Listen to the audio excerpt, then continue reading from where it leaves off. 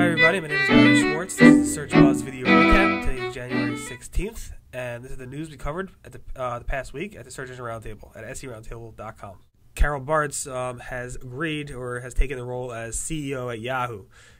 Yang has stepped down, as you know, a couple months ago, and now we have Carol, who's going to be taking over. She's a veteran from Autodesk. Autodesk is not doing too well this recently, but that has nothing to do with this. In addition, Susan Decker is stepping down as president, and I think she's retiring or leaving the company. On that news, Yahoo stock was up, but now slightly up again, but it was down and up and down and up and down on the news of how Carol's going to handle the Microsoft deal or possible deal with Microsoft. So there's a lot of speculation of how she's going to go ahead and transform this company. Will be interesting to see. We do have a post on it with lots of links, lots of different articles out there on January 14th at seroundtable.com if you want to hear more. Let's talk about Google and their business stuff. For the first time ever, they are not only they're cutting jobs. They officially announced they're cutting 100 jobs from their recruiting department. They're saying they're going to be hiring less, so they don't need as many recruiters.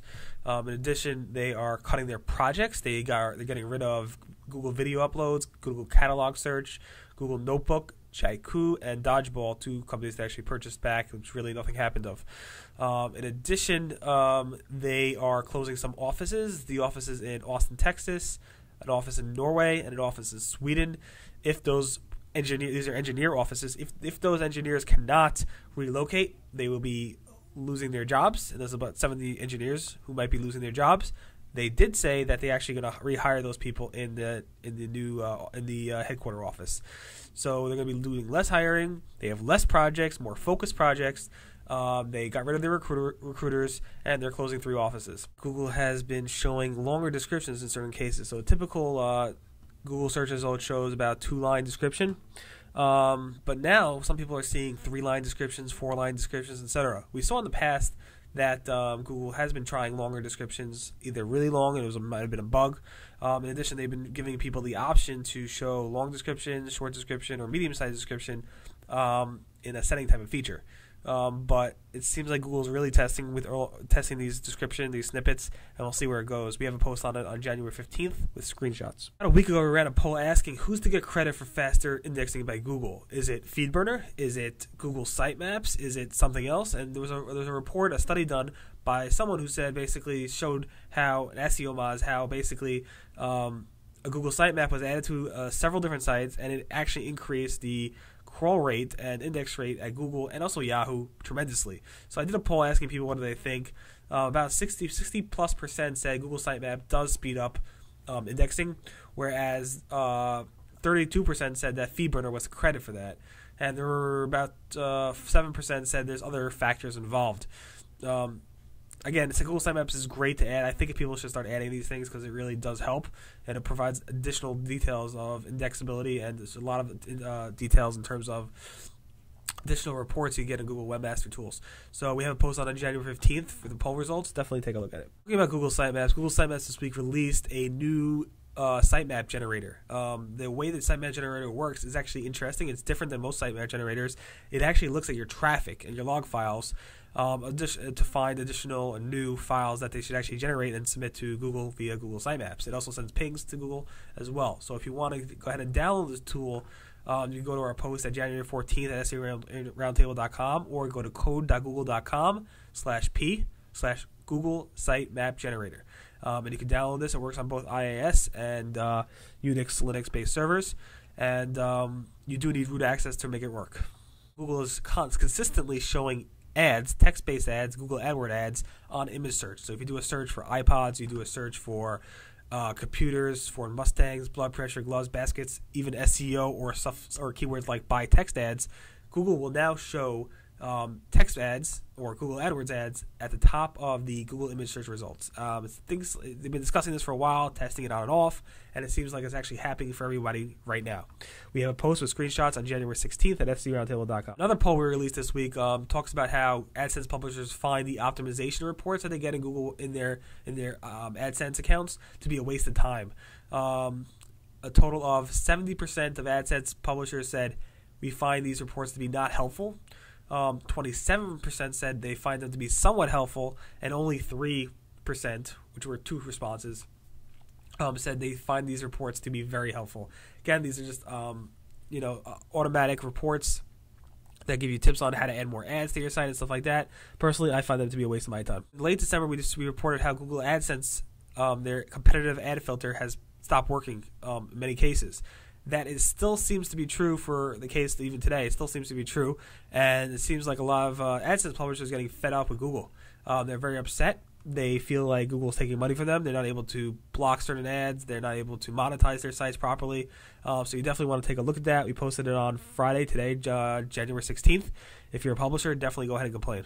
Yahoo announced that they're shutting down their content match for advertisers. So advertisers cannot advertise in the UK, Germany, etc.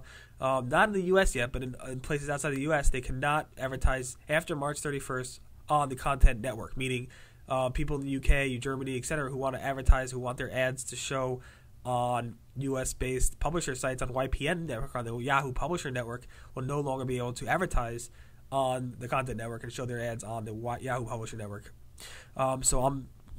People are thinking that maybe, just maybe, Yahoo Publishers Networks is nearing their end. Maybe it's on the way out. Maybe, who knows? They obviously have to rethink their search marketing strategy and their search strategy, especially with the new CEO in town. But at the same time, like we reported last week, Yahoo search marketing is allowed. Yahoo search reps are allowed to go ahead and modify your campaigns without letting you know. People are noticing that they're turning on the content network for some people. People who have specifically turned off the content network in Yahoo search marketing has noticed that some Yahoo reps are turning it on. The question is how, why, how dare they, etc. Like we discussed last week. I'm not going to get into a whole big rant again. If you want to hear my rant, check last week's video. So some people are reporting that their site links are disappearing. Personally, SERoundtable.com, our site links disappeared sometime early in January, but it came back, I don't know when, but sometime. It's back now. And the thread over at Webmaster World shows a few webmasters who are complaining that their site links are gone, and they're worried. Should they worry that their rankings will drop as well? Google Site Links sometimes thinks that people who have site links are more trusted than others. In addition, these people are noticing that the site links are not just gone from the Google search results, but they're also gone from their Webmaster Tools accounts, which is also, an issue. The question is, should they do anything? I think they should sit back and wait, see what happens in the next few weeks. Check their traffic, make sure they're not losing any Google traffic, make sure they're not losing any click-throughs on those Google results, make sure they're not losing any rankings.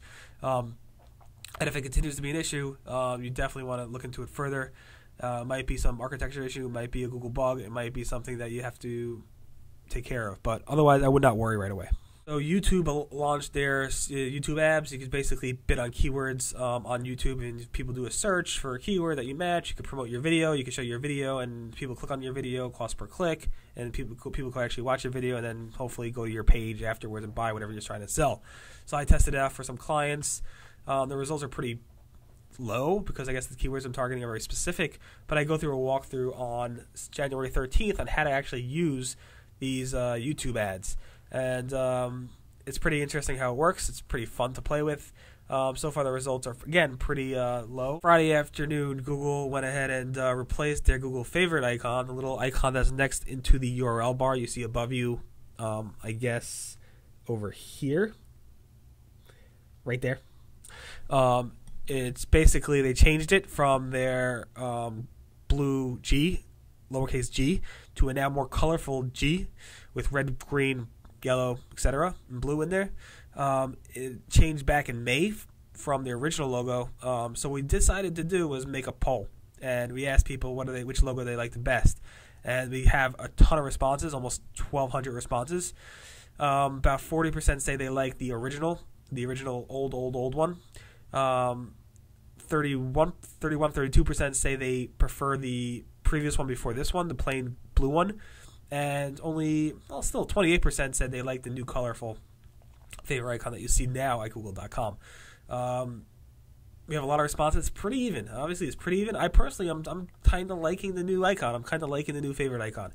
Google said they changed this icon based on a contest they ran. They picked the best 3, and they kind of migrated that into one single icon. I personally, again, I like the icon. Thanks so much for listening to the Search Pause video recap. My name again is Barry Schwartz. This is the news for the past week over at scroundtable.com, Search Engine Roundtable.